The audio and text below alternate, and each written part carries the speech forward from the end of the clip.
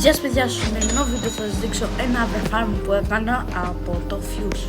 Πάμε. Λοιπόν, εχθές έβγαλα αυτό εδώ, προχτές έβγαλα από ένα lucky block αυτό εδώ, δηλαδή το δεύτερο καλύτερο μπρέλο σε ολόκληρο το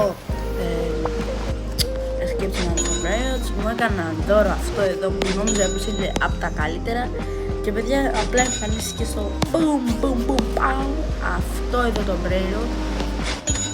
Απλά έχω OC. Έχω OC. Oh hell no, bro.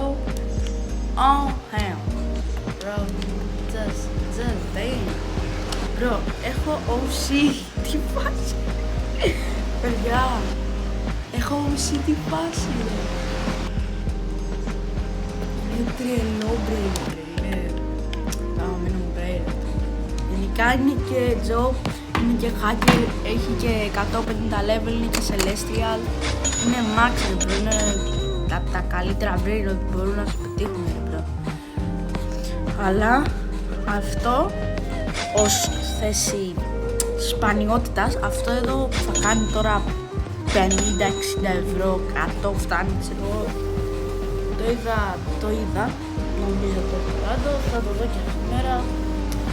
Και ελπίζω να σας άρεσε αυτό το μπρέλο και αυτό το βίντεο και γεια σας!